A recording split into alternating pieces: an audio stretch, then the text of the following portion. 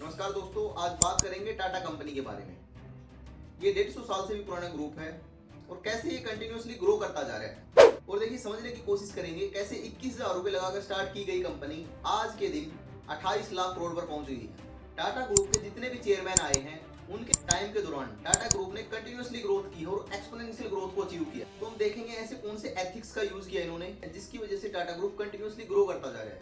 और टाटा ग्रुप की एक खास बात रही है, ये ईयरली अपने प्रॉफिट का 60 से 65% डोनेट करते हैं। देखिए, जमशेदजी टाटा जो इसके फाउंडर हैं, वो 1870 में 21,000 रुपए की इन्वेस्टमेंट करके एक पुरानी ऑयल मिल को खरीदते हैं और उसको कन्वर्ट करते हैं कॉटन मिल में, जिसका नाम रखा जाता है अलेक्जेंडर मिल।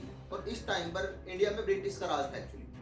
देखिए, 2 साल बाद जमशेदजी टाटा इसको प्रॉफिट में बेच देते हैं और फिर 1874 में एक नए कॉटन मिल की स्थापना करते हैं, इम्प्रेस मिल, और ये लगाई जाती है नागपुर में।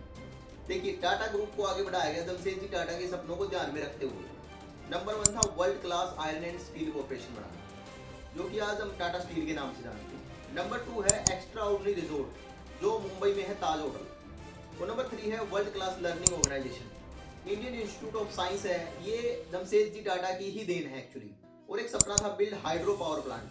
इन्हीं सपनों को ध्यान में रखते हुए टाटा ग्रुप आगे बढ़ता गया और उनके सपनों को फुलफिल करता गया। और यहाँ पर जमशेदजी टाटा अपने एक ही सपने को पूरा होते हुए देख पाए, ताज होटल, जो एक्स्ट्रा ऑर्डिनरी रिजोर्ट बिल्ड करने का उनका एक सपना था। और 1904 में उनका देहांत हो जाता है और उनके बाद टाटा ग्रुप के चेयरमैन बनते हैं दोराबजी टाटा। और 1907 में Tata iron and steel company की स्थापना की गई, जिसको आज के दिन हम टाटा स्टील के नाम से जानते हैं। और इसी के दौरान टिस्को का पहला ऑफिस ओवरसीज लंदन में खोला गया।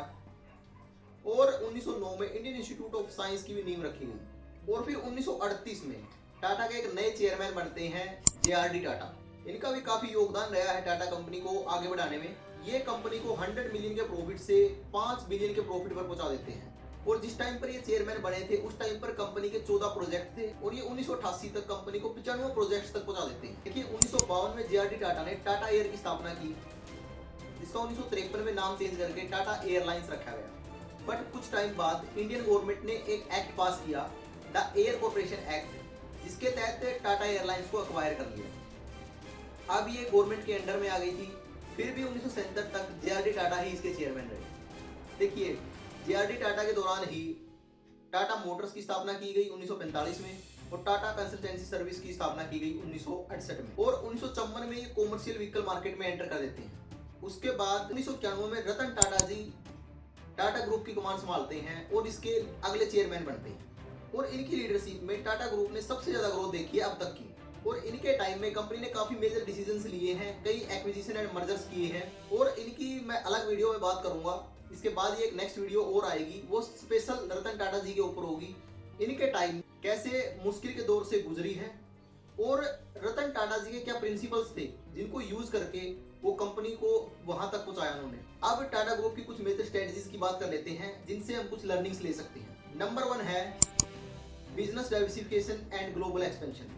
देखिए, टाटा ग्रुप की जो शुरुआत हुई थी वो टेक्सटाइल इंडस्ट्री से हुई थी और ये कुछ टाइम के बाद ही अपने बिजनेस को एक्सपेंड करने लगे। जैसे ही डिफरेंट सेक्टर में एंटर करने लगते हैं, जैसे ऑटोमोबाइल है, एविएशन है, केमिकल है, कम्युनिकेशन है, कंसल्टेंसी है, पब्लिशिंग, ट्रेडिंग एंड एग्रीकल्चर।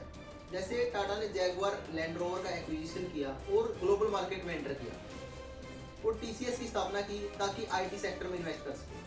देखिए, इसीलिए बिजनेस को डाइवर्सिफाई करते रहना चाहिए, क्योंकि बिजनेस एक ही सेक्टर पर डिपेंडेंट ना हो अगर उसमें कोई फ्लक्चुएशंस आती हैं, ताकि बिजनेस की ग्रोथ पर इतना ज्यादा प्रभाव ना पड़े और बिजनेस कंटिन्यूअसली ग्रो करता रहे। और सेकंड है इनोवेशन। देखिए, टाटा इतना बड़ा जायंट है, विदाउट इनोवेशन के तो ये पॉसिबल नहीं है। आपने देखा होगा टाटा ने 1 लाख रुपए में टाटा नैनो तैयार करके मार्केट में उतार दी थी। कितने सारे एग्जांपल बता सकता हूँ ऐसे टाटा के इनोवेशन के।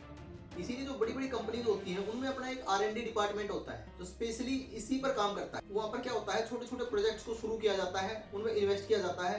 वो फेल बेशक से रहे, that doesn't matter, but invest करते रहना और उसमें फेल होते रहना, ताकि कुछ ना कुछ वो नया निकाल सके, वहां से लर्निंग्स ले सके, अपने कंपटीटर से आगे निकल सके और अपने कंपटीटर को कम्पीट कर सके ताकि मार्केट में सर्वाइव कर सके। और नंबर 3 है सोशल रिस्पॉन्सिबिलिटी। देखिए, जब एशियन टाइम में जो बिजनेस होते थे तो उस टाइम पर कोई खास सी मार्केटिंग का यूज नहीं किया जाता था और कोई इतना ज़्यादा सोशल रिस्पॉन्सिबिलिटीज़ की तरफ भी ध्यान नहीं दिया जाता था। वहाँ पर क्या था, डिमांड ज़्यादा थी और प्रोडक्शन कम था, तो जो प्रोडक्ट कंपनियां बनाती थी वो बिक जाता था, उनको इतनी प्रॉब्लम्स फेस नहीं करनी पड़ती। बट आज के दिन बहुत ज़्यादा टफ कंपटीशन है और इसलिए सोशल रिस्पॉन्सिबिलिटीज़ का भी ध्यान रखना पड़ता है।